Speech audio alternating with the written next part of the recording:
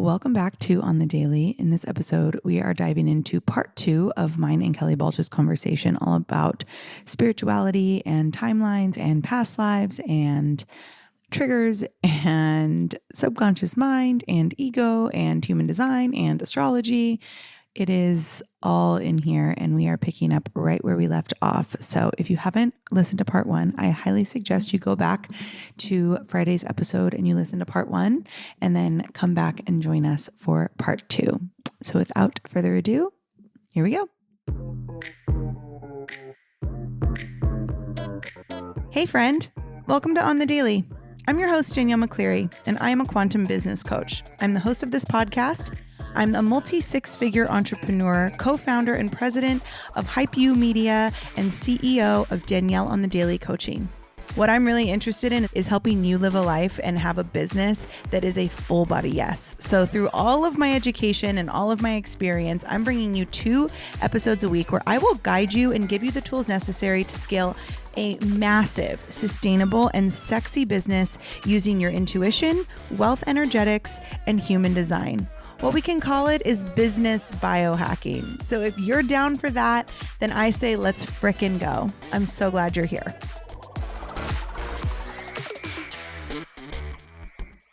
Okay, so I think one of the major themes I gathered from that is that all of those tools we mentioned, human design, astrology, past lives, generational trauma, like none of them, don't give your power to them, and none of them are going to solve all of your... They're going to help be grateful guides, just as even like talking to a friend for advice, right? Mm-hmm. But again, it's like, this is interesting. Are you going to do exactly what your friend tells you, or are you going to be like, okay, I'm still going to do what I want to do?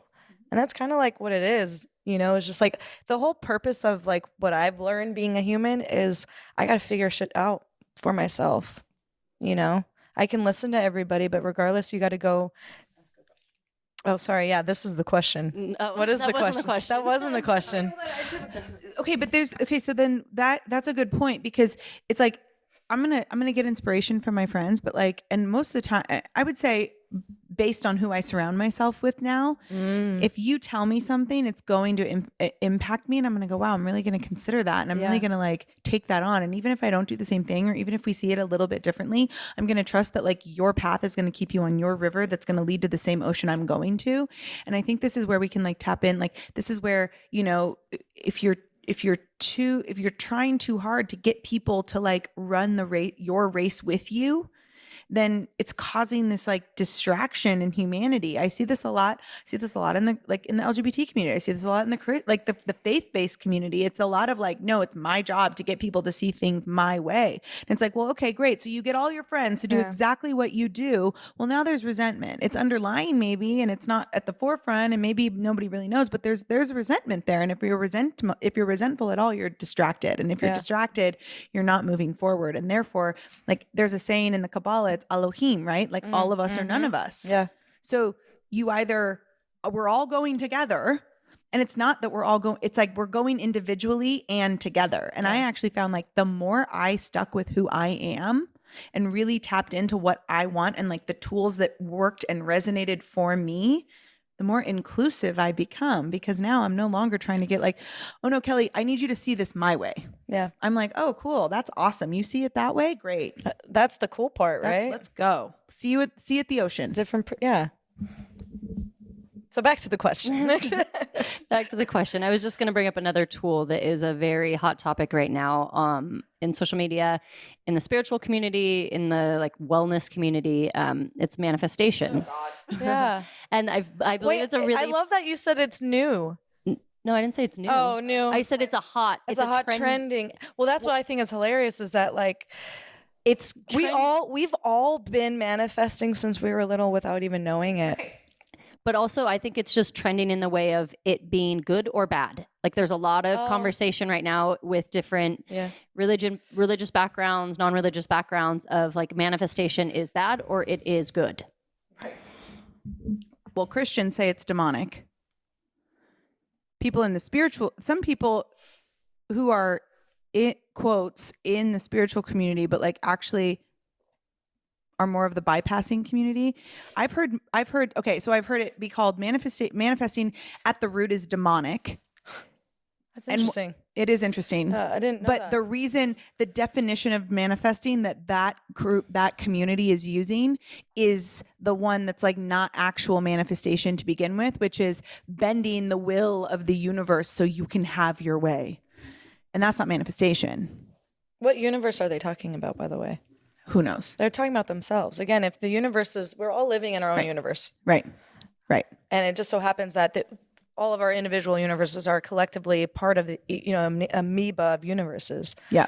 So that's what's interesting. It's like, yeah, of course their universe is going to be affecting it. But if my vibration is totally against that, right, as a collective, it's going to be at a standstill. Right. And manifestation is not good or bad. It goes back to that conversation about individuality though. Yeah. Right. But it goes back to that conversation of like, is it good or bad? Yeah. It's not either. It's like I decide. For me, here's what manifestation is to me. Like, my manifestations happen because I challenge the versions of myself that resist growth. And because I am willing to shift my reality, to shift my perspective, to heal parts of myself that are stuck in the well. I'm willing to do those things so that I actually am becoming the person who is an energetic match for the life that I desire. That's manifestation. Yeah. So it's interesting because I'm wondering what aspect or angle that the Christianity, I'm still stuck on the Christianity's believing it's demonic. And so the only thing that I can think of is that, there's so many different tools, spirituality, and I also do some Wicca work. And so there's dark magic, Wicca work. And so there's dark magic and light magic, right? And so dark magic is all about, both magic is talking about manipulating and manifesting. So it's like, if the Christianity believes in duality, like the total spectrum of duality, right? Dark magic is the devil, light magic is God. And so we're talking about blending those energies that you need both. Mm-hmm. However, if Christianity is still thinking that it's such a duality aspect, then yeah, of course that there's going to be a dark person that's going to be manifesting something dark, right? Mm-hmm. But so is the light person. They have the same tools. Mm-hmm. You can still do that. So it's just the individual person that's what's they're manifesting. Right. And if one dark person's like, I manifest that, all of everyone to die or whatever else, something extreme and horrible. Yeah. Well, there's going to be another light person that's like, oh, world peace. Right. So again, and then as the amoeba collective consciousness, they're going to be looking at that and they're like, well, now it's neutral. I don't know what to do because I'm getting both. Right. Again, there's a micro universe of manifesting within us, and then there's the macro collective one. And that's the same thing as how you're going to be manifesting. If you tell the universe, I want this car, but not that car. Well, you're telling the universe specific things that it kind of just cancels out. Right. You just need to focus on one manifesting and one thing that you want, and that's how you manifest. Right. I manifest peace and freedom for me and my family. Yeah. That happens in a lot of different ways, but I am not just sitting around waiting and casting spells in my office, waiting for the universe to just give me those things. I'm becoming the person. I had a great image of you doing that. No, it's Ursula from from Little Mermaid. Yeah. Na na na na na. All you got to say to the Christianity group of well, don't hang out with those people that are manifesting. Right. Why are we hanging out with people demonic like that? Things? But also I would ask what is prayer then? It's manifesting. Well, exactly that. Because isn't prayer because I was not raised Christian. I was not raised religious. My experience, and this is just full transparency, so you see the privilege I come from. I don't have religious trauma because my experience with Christ and church was literally I went to youth group in 5th or 6th grade because there was a boy there that I was obsessed with, and I got to see him. So That's why I went to church. And I was never against church. I was never against, it was just never something I was raised in. So for me, I'm the way I understand prayer is you have a connection and it's a personal relationship with Christ, your God, Jesus, right? You have a personal Allah, say it's prayer, it's all prayer, whoever your higher power is, you have a relationship that's deeply personal with that source. And when you pray, are you not praying for an outcome that is reflective of the life you desire? But then after you pray, do you just sit back and like wait for it all to happen? Or don't you pray and then like take the action and make decisions that move you closer to being available for that prayer to come to reality? Is that not what prayer is? I mean, it's quite interesting because Dolores Cannon talks about in multiple books that this planet, this realm, this vibration that we're all at right now, currently, is the planet of manipulation. We are literally supposed to play with that. We're supposed to play. Abraham Hicks. We're supposed to play and have fun. And how many of you are actually playing? Like, we need more play. Yeah. More play. And then again, like manipulation is just this term. How you want to will it and use it is based off of the user. So that's what is interesting is like we're in this realm to manipulate and manipulate in a good way and manipulate and create. That's what manipulation is like, that's what's interesting is like we are Americans, right? And so we have the term manipulation in one way, in one context, where it could mean something completely different in another country. Yeah. And we're using it as such a negative context of manipulation, but it's also just like molding something. You're creating it. Let's mold and create and have fun and play. I feel the same way about the word selfish. Right, same. You know, you and I both feel selfish, that way. I don't believe we need to change the definition of selfish because at least in America, this is a thing where people were like, it's not selfish to take care of yourself. It's not selfish to have boundaries. I'm like, actually, that's actually the definition of selfish. Like if you look it up in Webster's dictionary, it's like putting your own needs above other people's. Like that is the definition of selfishness. So maybe it's not the definition we need to change or manipulate. Maybe it's actually just the way we feel about it. Maybe we need to ask ourselves, well, why do I feel the need to change the definition of it instead of just like manipulating my perspective and like actually just healing the parts of myself that are triggered by that? Like, why am I triggered by the word selfish? It's funny because it's words are literally just our own definition and are made up every single day and can mean anything we want. Right. Again, that's another form of manipulation and play. Right. I love playing on words. I'm a writer. Like I love to play with words and use it in different meanings. And how you receive it is not based on the user. No. Right? No. So like, and we're not saying any of these are wrong. Like this is the thing too, is like, you want to call it prayer, call it prayer. Yep. You want to call it manifestation, call it manifestation. You want to, if it works for you and it truly brings you joy to assume that something is demonic or not demonic, and that actually moves you forward undistracted, then fucking great. I'm gonna guess it doesn't. I'm gonna guess that like that frequency is not moving you forward. But if it is, I'm not gonna tell you to change that. Like I'm gonna tell you like find what moves you forward undistracted. Yeah. I mean, what's the one thing that prayer and meditation has is intention. Yeah. So regardless, it's no matter what, you can literally just be talking and not praying or meditating and just setting an intention. That's literally manifesting. Right. If you go into yoga and you take a yoga class and they say set an intention for this practice, that's a prayer. Manifesting and creating what you're wanting from the experience. Right. Like if I go into yoga or if I go to the gym, back to the gym, we are gym bros. If I go to the gym and I go, this gym session is going to fucking suck. Everything's going to hurt. I'm going to guarantee that it's probably going to fucking hurt. I'm going to guarantee that I'm not going to be able to lift heavy. I'm going to not feel good. If I go into yoga and I'm like, ugh, like I don't want to be here. This is miserable. I'm probably not going to have a good practice. Where if I go into yoga and I say, my intention is that I connect to myself during this practice, I guarantee you I'm going to have a different experience. Yeah. That's manifestation. That's prayer. That's intention. It's all the same. These words are interchangeable. Mm-hmm. You're doing great, Breezy. Thank you so much, Kelly. Staying on this topic, we have two questions from guests. So I'm going to ask both questions because they kind of come together. Despite the fact that neither of you have had religious childhood experiences, I still think that these are good. Oh, I'm sorry. Yeah. You have. I grew up very Christian. Yeah. I'm sorry, you have. Danielle hasn't. Yeah. But this is just more about tools again. But the first question is how to connect and reimagine source after being burned by childhood religion. And the other question, the other question is What advice would you give someone who is navigating major shifts?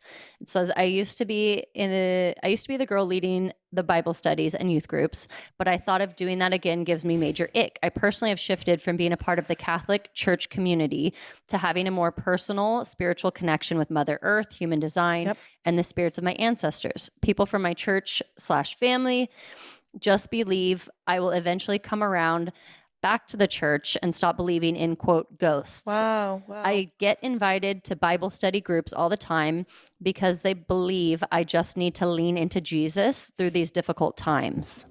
So, I would love to take this one because this is like something that, I mean, both of us will take it, but like, so, I mean, I grew up very Christian. And when I came out as queer, I say this a lot. My reality really crumbled. That reality was gone. That's an old system to believe in. However, I still was super Christian. I went to, the Christian Bible camp. I was leading like a lot of like the younger. You're getting an image, aren't you? Like I was always preaching I'm to picturing friends. your outfit right now. Oh God, I had long hair, wore dresses. No, I'm just kidding. I didn't wear dresses, but I was still preaching to friends and like telling them to come to church with me. You were a Girl Scout too, right? I was a Girl Scout, yeah. So Yeah. I was troop leader. Troop leader Kelly Balch. All this to say, like I needed the first question. She was saying, well, repeat that really quick. How to reconnect with how to reconnect and reimagine source after being burned by childhood religion. Yeah, so that was a really good thing. Is like because I'm a big truth seeker. So I was really trying to find my truth or just every truth that really resonated. Like, oh my God, this Christian belief no longer resonates because I'm queer now. So like, what the heck? So I actually studied not every, that's impossible, but all the major religions, Buddhism, Taoism, Hindu, Same. Mormon, like every different religion. And I was seeing the parallels in all of them. And I was just like, wow, but the main energy that I collected from every book was love. Well, and a lot of cool other shit, right? I mean, the Mahabharata is just all aliens. It's crazy. That is a different podcast for a different day. But I was like, I just believe in this one energy of love, and I'm going to be loved. And that's what I'm going to believe in because that's what resonates. So that I started reconnecting with just the energy of love, and whether that be Jesus or Allah or any other form of, religious figure in the Bible or any other Bibles, then I was like, I'm just going to be that. So I had to reconstruct, and it took a long time, and it was really hard for me, but I moved slow with that process. So if she moves quicker, then amazing. And then going to what the other woman said about that people think that this is a phase, essentially, and then she'll go back to it. It's beautiful because switch out the Christianity part and put, she's Catholic. Okay, switch out the Catholic aspect. That's just an X, right? Well, an X or a Y. Then put in the spiritual self, because I believe her calling, no matter what, is to actually speak about this and speak what she is. That's her tool. That was what her gift is. So whether they believe of like, you're going to come back to Jesus and like, you just need to find Jesus. Well, her Jesus just looks a little bit different. And actually she might be that voice for that church to be like, hey, let me just like add maybe this different language in. And that's what I really loved about my understanding of studying different religions is I came with the language of how do I connect with my fellow Christian people with now my new spiritual belief. And that's what it is. It's like I was able to connect with a lot of Christian people and be like, it's all the same. Prayer is the same as meditation, and it manifests. Everything is all like, the highest vibration is love. It's Christ consciousness. Christ is conscious. Like, so that's what in spiritual belief, we believe Christ consciousness is the ultimate enlightenment. Well, that's what, if you're wanting to be Jesus, that's reaching Christ consciousness. There's so many other like parallels in those languages and terminologies. So that's what, going to what she's saying, I believe that she has that calling and that gift to be able to do that. And if it, there's leadership there. There's like, you're a leader. So it's not, and I think it goes, it's not this or, it's always this and. Yeah. And we've been, again, we're in a society that teaches us this or. It's either this or it's that, and it's not. And this new paradigm and these people that are awakening, that's what we're seeing is like, it's not this or. I mean, this goes to everything we've been talking about: sexuality, gender, religion, politics. Like, it's not this or, it's this and. I'm gonna go back to the templates of labels in the LGBTQ community. I really believe that the different religions are just templates of finding discipline, finding faith, finding spirituality, finding free will. And then once you lose all that, like, I really studied every religion, and then I was like, I'm going to now do away with that because now I found self. I found my own truth. And that's what it comes down to, right? It's like, these are just templates. So play in those templates, whichever resonates. And then also kind of that now you'll start ascending into believing like this is all the same. And I think if there's a piece of you that's still feeling like the trigger of a religious past or whatever past it is, if you're still feeling the trigger, then this is something that you need to go within. And like, this is an opportunity for you to further heal, because can you get to the point where you're actually no longer triggered by a religious past, and instead you've found a way to transmute that into a new reality and gratitude too. Like, I'm not kidding. I was so grateful with my Christian upbringing, because it set the tone of discipline and my faith and my practice in my faith, my routine in my faith. And like, Bible study is literally like reading and then integrating that into your life. That's the same as like you're reading any type of spiritual book, or even reading, like, I love doing my own readings and asking myself questions and then integrating that into feeling the downloads. When I open up the Akashic record realm, right, I'm asking questions to it. That's my What's own the readings. Akashic records for those who are not? There's multiple realms, and the Akashic realm is essentially the collective consciousness. There's so many different beautiful imageries that different religions paint it, and even like in the mysticism spiritual culture, they believe it as like this library of everything. But it's essentially just the collective consciousness. It's the cloud, or it's you hear these terminologies a lot, and it's a realm or an energetic vibration that you can tap into and collect information from and ask questions to it, because it's a beautiful, like, what's the word? Just a soundboard, essentially. So I ask questions with it a lot. And then I hear the downloads. I like to say downloads, or it could say like God, source told me, spirit told me, whatever it may be. You hear that and then integrate that into your life. That's the same as Bible study or anything else. I mean, this is like, people were always like so shocked. They're like, how are you, in the queer community and friends with, like such good friends with Christians? And I'm like, well, because we're not that much different. We actually have a lot in common, and that commonality, that common ground exists in the place of love. It exists in the place of understanding self. It exists in the place of faith. It's just, my Christian friends call it Jesus and prayer. And I call it and heaven, and I call it divinity, I call it universe, I call it manifestation, but it's all connected through true love. It's connected through the goodness for all. It's connected through knowing yourself, and it's connected through your faith in what you can't see. I always go back to God made you in his own image, right? So I always am playing on those words of well, then I'm God. Right. And I'm a creator. Right. We are supposed to create. Right. And manipulate and have fun. Right. And just, because in God's own image, he is the creator. So if he created you and he created me in his image, then we are all creators. And then he rested. So have rest too. Yeah. Please rest and play. And play and rest. I mean, listen, if God created the world and God created the fish and the ocean, that had to be fucking fun. He was painting. Go paint, go color, paint. Go frolic in a field. Yep. Go frolic. Okay. Moving on.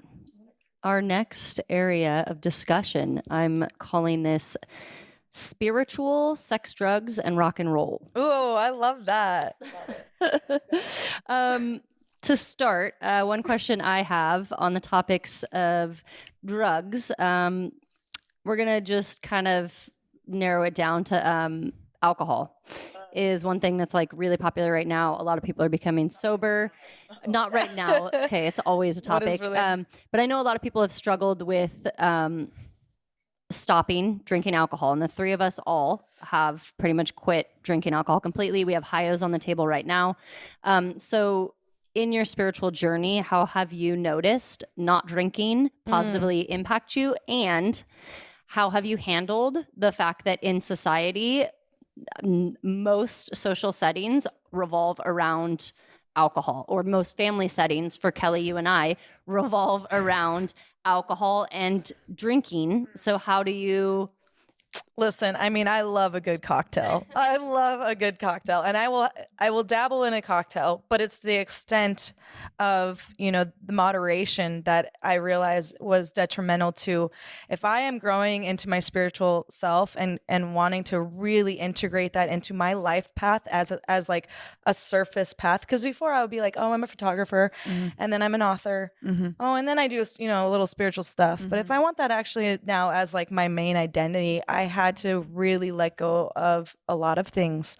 And alcohol, like getting drunk to the point where I would have a hangover the next day, I couldn't read anybody. Like I was so lost in like intuition and like a lot of things that I was just like, this isn't helping anyone, and I'm losing what I would kept on building. It's like having a binge and then trying to go to the gym. Well, you're back at square one. There's a quantum physics like scientific explanation for it, actually. Yeah. It's like, so like for me, it's all about energy and frequency. Yep. I am interested currently in my life, and I can't say that this will be the case forever. Currently in my life, I am not interested in anything that's going to lower my frequency, period. Yeah. Alcohol, substances in the 3D plane, right? So things that alter your state of consciousness, you're not altering your subconscious. What you are altering is your conscious mind.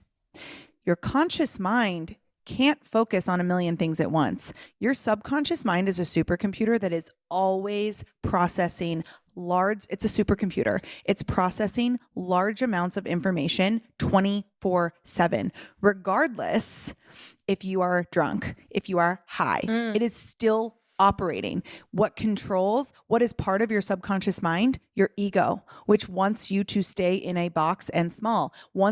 Because if you feel fear, if you feel scarcity, if you feel shame, if you feel guilt, your subconscious mind releases chemicals, adrenaline, cortisol into your body that actually your body gets addicted to. So even like when you're clear and free and like not on any substance or like consciousness altering like thing, you're consciously like, I don't want to feel guilt and shame. Your body is addicted to that feeling it gets when it gets that chemical release. Yeah. So if you're drinking, what you're doing is you're taking out your conscious mind. So you're taking out the part of you that's like, no, I need to stay on this path that I'm on because I know that it's the right way, even though like my programming and my trauma and everything that I've been through is stored in my subconscious mind and in my subconscious like reactions and muscle memory. It's stored in there, but by being conscious to my reality, I'm able to keep moving forward. Yeah. Where if you're drinking all the time and you're numbing your conscious mind, you can't move forward because now the only thing making decisions is your subconscious, which is programmed from parallel, past, childhood, generational trauma. Yeah. I mean, I do see the uses of every of I like to say medicine. Yes. Right. Or drugs and alcohol or whatever else. And plant medicine actually doesn't affect your conscious. So that's what I was about to say is that like I can never do weed or any type of marijuana. I literally start feeling that I'm in multiple realms to the point where it's almost like, wait, I thought I just did that. I didn't do that. And I see different like timeline split when I'm doing marijuana. It's crazy. Oh, Breezy has to go to the hospital. Yeah, we talked about she that. Thinks she's dying. Well, that's different. Like I literally start seeing different timelines and I'm like, wait, which time? Oh my God, and I pass out. But that's just marijuana. Like I can't do marijuana at all. But alcohol, it's because of my human self. I am a Capricorn, and so I really like to control my life. And so alcohol was a good thing that I had control over, right? And so it never was an addiction to me. I don't get addicted to any of that stuff. I don't have an addictive personality. But then so I would take a sip of like alcohol and I'd be able to loosen up a bit.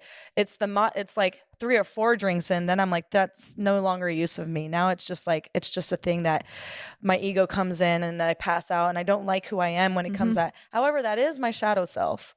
So that's another good practice is like, you know, I believe that the ayahuasca is amazing, you know, mushrooms are great to like see your shadow self in, but it's a practice of like really it's a therapy essentially that you need to go and work through and use it as that. And those don't things abuse it. Yeah, they give you access. I mean, it goes back to what we were saying. We're supposed to, yeah. They're here in this realm to give us just a quick little guide of like, hey, you're able to access this. Don't forget. And then when you no longer need that training wheels, I like to say, then you can access these things without it. I do. I've never done plant medicine. Yeah. Like I've never been called to it. And I think a lot of people are shocked a lot of people that know me are shocked to find out that like I've never done ayahuasca, I've never done mushrooms, I've never done ketamine, I've never done any of those things. You didn't need it. No, and I never needed it because for me it was all about I was able to tap into myself without those things. And there is a difference between plant medicine on the brain. Like there is a difference between that and alcohol, and like synthetic drugs, like actual drugs, like cocaine, heroin, opiates, like whatever. Those things are it all affects different parts of the brain. So when we're talking about ayahuasca, when we're talking about mushrooms, those things actually affect they do actually rewire your neuro pathways, which can help you release subconscious trauma. Yeah. It's funny because I was telling one of my friends of like, you know, we are still trying to have a human experience. So have fun, right? And if fun is like doing drugs, doing Molly, doing anything that's like lets you let go, I mean, that's great. But again, those are only supposed to be guides. Like do the drugs, have a human experience in your life, or don't do the drugs, whatever you want, you know. But like when it comes, that's exactly. But it comes again in moderation. Don't start crutching on it and being like, I need this to have fun. You don't need anything. Those are just guides for you to just experience in that. Like I came to this point where I felt so controlled in my life and felt so blocked that I was meditating almost all the time and I still felt blocked. And I was like, okay, I think I need mushrooms to help me access this. And it was so beautiful. Like I had the smallest bit of mushrooms. It was a little over a microdose. And I literally felt every chakra start spinning and awakening. And I started crying and I started like feeling everything. And I was like, I really needed this release. Yeah, I really did. And it's sad because I mean, that's not sad. I want to take that back, but it was another tool that I needed. And I think I needed to experience because like, I am such a spiritual person that I had my practices, but it's like, no, mushrooms are still really beautiful. Well, and this comes back to you developed discernment within yourself. You knew yourself on such a deep level that you were able to say, this is what I'm choosing to access more of myself. Yeah. And this is where like it just comes back. You have to know yourself. Yeah. It's funny because then I went to water and I was like hanging out by a lake and just like I couldn't cry and I knew I needed to cry. I'm Capricorn. I just needed to cry. And so I was by water and I was like, cry, like feel something. And I couldn't until I really had mushrooms and then it just... Right. I couldn't stop. Right. And this is like, I felt pressure, like on the other end of the spectrum, like there's been times where I'm like, should I go and like try, like as a spiritual person, it will call to you, right? Should I have mushrooms? Should I go do this? But again, that's me looking outside of myself for the answers, because if I really tap into me, there's nothing I currently cannot access within myself when I need to. Well, I'm just saying that's exactly what. Until I do, if there's a day where I'm like, I need support to access more of myself, I will. But this is where you come back to self. Yep. Yeah. Okay, great. Going back to spiritual sex, drugs, and rock and roll. Now on the topic of sex. Yes, my favorite topic. We've got a question coming in from the internet.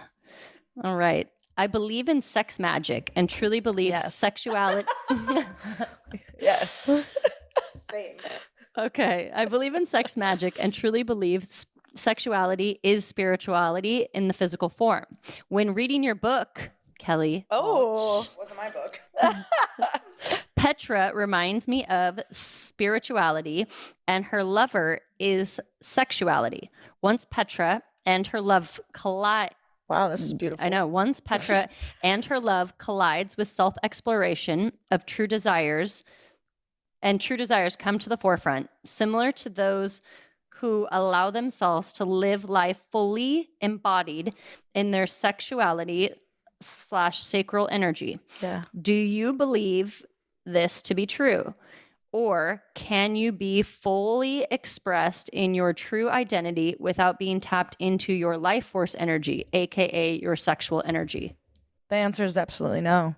That's why I feel so, oh God, I'm going to trigger some people with this, but with pastors who are not able to be not any religion that is not allowing you to have sex, that is, that is power. That is you disabling yourself from power. I mean, again, same with drugs. You can not have sex all the time. It's going to actually lose a lot of your vital force. But then you're going to need to, it's a chakra. It needs to spin. So when you feel like it's not spinning, activate it. However that activation may happen. It could be through masturbation. It could be literally just watching a movie. Whatever that is, it needs to spin in order to actually have like this full on kundalini, working in self, connected to the divine. Oh my God, there's so many angles that I can to make this work. Go ahead. I'm gonna toss it to you really quick. Oh no, I was just like listening to the question and I'm like, this question sounds like this person already has made up their mind as to what they believe and they really didn't need you to validate that for them. Like, it's a good topic to discuss. Yeah, it's a great topic to discuss, but I would have loved to just see that, like, can we discuss this? Like, I would have loved to just see the question posed like that. So it felt like a little bit like, right? I'm like, right. Aren't I right? And it's like, well, what if Kelly disagrees with you? Like, what if like they were like, this is how I see read your my book. So like, this is how I see your book. And you're like, well, that is absolutely not how I saw my book. Like, would that change this person's perception of that answer? Like, I hope not. Right. I hope not. But yeah, I mean, I think like this goes back to like being sexually fluid, right? Like, I know who I am so well that like I don't need to define my sexuality. Like, I'm fully expressed as a woman and like as a sexual being, like that's who I am. And like it doesn't really matter. And like, do I have sex all the time? No, but do I practice my sexuality through the way that I communicate, through the way that I make eye contact, through the way that like I hold the hands of my wife? Yes. Yeah, like it's not like we think of sexuality as like just like, fucking. Like, what was that? Fucking. Like we think that like, orgasm and like climax and like having like rough sex make it hurt in the garden out in the dirt. Now I'm a Ludacris song. No, yeah. Like we think that that's sexuality. Sexuality is like so much more than that. But I agree with you. I don't think there's no way that you can be fully embodied unless you're fully, like, it's all connected. Everything's connected. And it's funny because like I'm all for Lilith energy, which is embodying like the sexual goddess within. And honestly, even like men who are connected to sexual self, that's Lilith energy. Well, that's Lilith energy. And that's so what I don't think they understand, that that's literally feminine sexual energy. But it's so however, it's funny because like you guys know me, I am very sexual being and I love to flirt. I love doing that. But do I have sex often? Yeah. You love to flirt? I love flirting. Weird. I love a good tease. That is shocking. Yes, it's fun. She was flirting. She was flirting last night in the rag and bone store. Oh yeah, that's right. With elder Gen Z girl. I didn't even. Anyways, the point is. The point is that. What's the point? The point is that I'm still not having sex every single day. Like I've been celibate for so long. That well is fucking dry. It's pretty.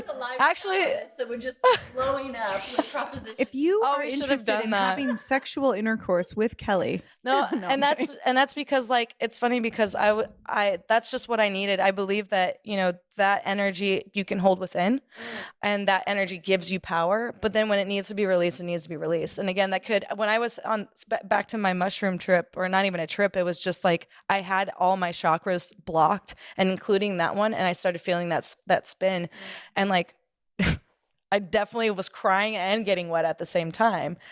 It was really hot, to be honest, but it was just all the chakras. That's what I needed. you know. And so if you are not having sex and you're feeling your sacral, if you're in tune with your body first, you know, and you're just like, I need to have sex or I need to masturbate, that is supposed to be connection with self, you know. Crying and sex at the same time. Interesting, Danielle. Well, Yeah, it's funny because, well, that's what's supposed to happen when you're having like a really beautiful, you know, orgasm. And we call that again like a Kundalini awakening within an orgasm, is like you're crying and you're letting out all the releases. Yeah, I cry during sex. Yeah, it's not every beautiful. time, but like I definitely do cry during sex. And Breezy's always like, "Oh, I'm that good," and I'm like, well, yeah, you're helping her with this beautiful orgasm. Yeah, you're helping me. But like, this is also making me think back to human design because like we're all three of us are sacral. Yeah, sacral, we're sacral beings. Like Kelly's a manifesting generator, and Breezy and I are generators. And so like, Breezy and I don't have sex like every day. Like we've gone like a month without having sex in the past, and like sometimes I'm like, it's like. Because I'm a sacral being, there are so many ways that my sacral energy expresses itself that it doesn't always need to be done through like literal actual sex. Yeah. I wanted to go back to that too. And thank you for saying that. Is like, I'm not kidding. When I'm connecting deeply with somebody, and that's being an asexual, as well as like their connection of sex is actually, what were you thinking? You said that just goes with being an ace. Yeah. I'm like, you're an ace? No, yeah. Well, you know, in the community, the LGBT community, again, that's being ace is asexual. Yes. And asexual is when you're literally. I thought you were literally just calling yourself. I mean, yeah, there's that too. She's an ace. All right. Next question. Wait, I wasn't done. Just going back. Continue. Just going back up to like, that's intimacy as well, right? And so that's what's so beautiful, is like having a beautiful conversation. We're literally vibrating when you're talking. I'm like, we're connecting, and that's way better than a sacral sexual root chakra kind of connection. So yeah. You know what's interesting that we're talking about this? I actually used to have a lot more sex before I had deep, genuine friendships. Like with people that I could people like you and like people like, you know, my other best friends that we have, like people that I can just go very deep with and have very intimate conversations with. Like before I had people like that in my life, I actually had more sex. Yeah. And it's like right now in this moment, light bulb, ding, there's like, I'm realizing it's because I wasn't expressing my sexual, like my sacral self. Yeah. Like I do now, like through my work also. Like my work is all about my sacral energy and like how I communicate. And so it makes sense that I'm not like craving actual sex. Or it's not like a need. It's not a need anymore. It's more of a like, I love it and it's great when we want to, but it's not like, if I don't have sex today, I'm going to lose my shit. And it's like, well, no, because like I can have a deep conversation with my best friend Kelly about life and love and like travel and feel fulfilled on a sexual level. Yep. And that has nothing to do with sex. Absolutely. I love that you said that, because that's another thing, is like when you're needing to have sex with your partner or anybody constantly, is because you're literally not even diving within and connecting with your own self or connecting with your partner, right? And also I wanted to go back into saying like there's a difference between fucking and then there's a difference between making love. And that's another thing, is like when you're fucking, you're needing a primal need you're needing something primal within to actually be released and said. But then when you are making love, you need actual emotional connection. Yeah. And they're totally two different things as well. That actually kind of goes into the next question a little bit. I think it'll stay. Tell us about how human sexuality is an access point to fuck/make connection with the divine itself, and how we allow sex to elevate us/have the highest impact physically and spiritually. That's an interesting question. For some reason, I'm receiving that question as like we're living in such an interesting vibration that sex is a primal, like is a thing, a priority, I think, amongst like this realm of sex. Mm-hmm. But it's like, again, you're gonna find that when someone's emotionally or spiritually connecting, that it kind of is not a needed thing. Mm-hmm. So wait, I'm trying to also. It's like using sex to strengthen your connection with the divine. I mean, there is that, because that like when having sex with it's funny because having sex with even self, like Yeah. masturbating, Yeah. is a totally different connection when you're connecting with somebody else. Yeah. Um, Well, and I think yeah, that's a good, interesting anytime question. you're strengthening your sacral center, and even like if you're a human design person, you're like, I don't have a defined sacral center. So what am I? Like you can still strengthen. Like it's not your natural place of power, but that means that's where you get to strengthen that part of you. So I think anytime you are strengthening your sacral energy, Muscle, yeah, your chakra. you are connecting with the divine on a deeper level because you're sharpening your tools to access your intuition. I think no matter what, our chakras have brains. They're Yes. energy spots, they have brains. Yes. So they're going to speak to you. So if your sacral chakra is literally saying, like, I need to be heard and talked to and communicated with, that's sex, you know? So each one is going to have its own way of manifesting itself into being, or to being expressed. I heard someone say one time, like, masturbation is maintenance and like having sex with my partner is like connection. And I was always Did like, I say that? No, because I also said meditation and like masturbation and manifesting was a thing that the 3 M's that I was doing during COVID. It's like all a thing. Yeah.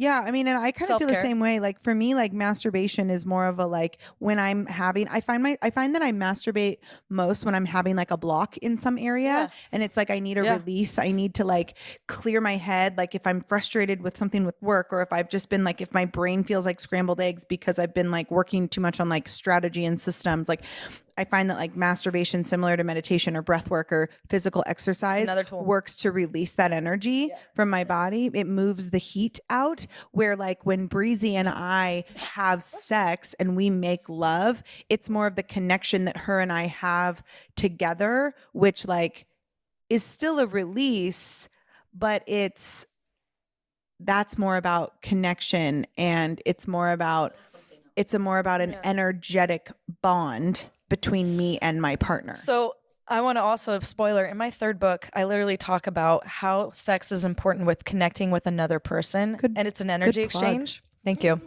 Aphrodite's Sister. It's on Amazon.com. You can find it at Barnes & Noble. Yeah, you can too. But so I talk about in the 3rd book of like how they're exchanging energy, and that's essentially what, sex is, but also it's another form of just, communication of exchanging energy.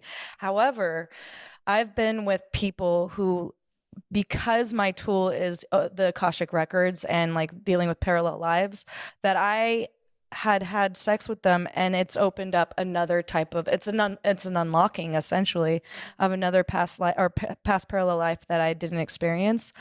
So that was also really beautiful. It's just that exchange of data and energy that I thought was really, and that I talk a lot about that in the 3rd book. And this is making me think about like, people that save themselves for marriage because of religious preference. And there's a lot of people that would be like, well, there's no way you can possibly know someone until then. And I disagree. Yeah, I same. actually think like if you're choosing to save yourself for marriage because of a religious or whatever preference, or maybe that's just a personal choice you're making for whatever reason, if that's the choice that's aligned from you and that's not coming from a place of fear, if that choice is coming from a place of fear, we're not talking about that. I'm saying like you are very, very connected to this choice.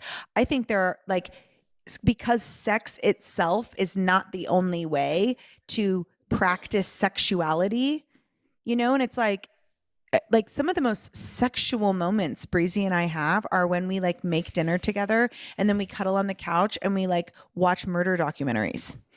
Yeah. That's the most sexual I feel with her sometimes. And so that just proves like it like I hear this actually from a lot of sex coaches that are like, they tell people that the only way you can really like be fully expressed sexually is if you have sex. And I just disagree. I just think like there's so many other ways. Like, yes, is that a tool? And like, is that a good tool?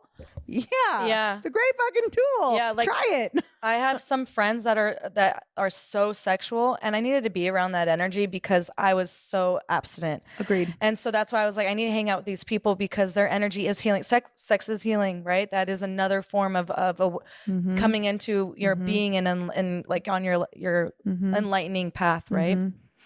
And so fully express. Oh, sorry. Did I cut you off? No, go ahead. I think being fully expressed sexually is way more of an energetic thing than it will ever be a physical thing. Yeah. and we treat it like it's a physical thing. Like, oh, I'm fully expressed sexually. I have anal sex. I've done women. I've done men. I've used toys. Like, okay, great. But what is happening emotionally? What's happening energetically? Because I actually would look to somebody's like the energetics of their sexuality before I'd ever look to like if someone's fully expressed sexually, because if you are, your sacral is strong, and your sacral chakra is the most magnetic chakra you have. So if somebody's fully expressed sexually, I know it just by the way that I feel their energy before I ever know how many times they've had sex, or like if they like to take it up the ass. Totally. On that note, next question. Final question. So we're in the rock and roll segment. Nice. This question is for Miss Kelly Balch. How are you so cool and such a rock star? What? Was that a question? Okay, I'll take this one. That's so funny. I'll take Thank this you, one. whoever said that. I'll take this question. Kelly is the coolest person in the world besides me. Yeah. And Breezy. And Breezy. And you listening. Breezy, Kelly is so cool because Kelly is the embodiment of self. You are I'm gonna cry. We always cry. Yeah, Kelly cries now. I do. Kelly's a crier. But it's true. It's like, and I get this a lot. Like, actually, and this is like a great way to like wrap all of this up. Like, I every time you've come on this show, it is easily the most listened to episodes I have. Wow. And it's like, wow, like I just like that energy. Like, she's so cool. And that, I think what you are feeling is not like, yes, it's cool, but that coolness factor is a certain amount of confidence that comes with knowing yourself so deeply that you are unwavering in your mission. And that is something that you do. Tears in my eyes. And this is why we're friends, right? Because like I do this as well. And like, it's just a thing. Like, I am so committed to what my purpose is. You are so committed to what your purpose is on this planet. Yeah. That's why like, I love you, like as a friend, as a sister, like probably a past lover in some life, like guaranteed. Mm-hmm. Like, it's why I love you so much, because like you really are, you walk the walk and you talk the talk. Like you are fully embodied, and like it took a lot of hard work and a lot of deep diving for sure. Right. Well, not hard work. You worked hard. I worked hard. We're allergic to hard work. Yeah, I worked hard. Doesn't need to feel hard. And truth seeker. Yeah. And it's my own truth. We were saying this last night. How funny. Kelly's a truth seeker. You are. I'm a truth sayer. Yeah. And like, I think you are. I think you are so cool. And I really am so grateful. Y'all, if you are still listening, I know. You have not fallen asleep. I want to reciprocate this. And honestly, like knowing you both, you know, we're all mirrors. And like you guys are just as like the embodiment of what I think is cool. And it's because you come from such an authentic and loving place. Uh-huh. You love hard. I'm gonna cry some more. God. Kelly bought me lunch yesterday and I sobbed. Yeah. And this was after I had like the worst massage of my life. And so Kelly and I had the best. So we went and we bought Kelly a spa day for her birthday, and like Breezy and Kelly had the best massages ever. And I did not, for reasons that we will not blast all over the internet, but I did not. And then Kelly bought me lunch and I just like sobbed. I love you. I love you. You. I love you. Yes, I love you. Guys, if you've learned anything, it's that we all really love each other. And love. And back to love. Yeah. So Kelly, you got books. I do have books. I have 3. Have a photography business. You're still available for hire at your own discretion. I do, parallel life Akashic readings. If anybody as well, all that stuff. I'm an MG. She's an MG. She's a multi-passionate, and she's here to show us we don't have to live in boxes. I would say probably the best place to find you is just at Kelly Balch. Yeah. On Instagram. And as always, like you just go to our show notes, like all of her information. We put her website in there. I'll put a link to your book in there, your books, plural. Yeah. We'll put a link to all of those in the show notes, but go connect with Kelly. Like if this episode resonated or triggered you in any way, it's probably because you're meant to be like accessing this path that we've been talking about. And if I don't reply to you, it's because I'm in hermit mode. Yeah. And like if you don't reply, it's because you don't need to.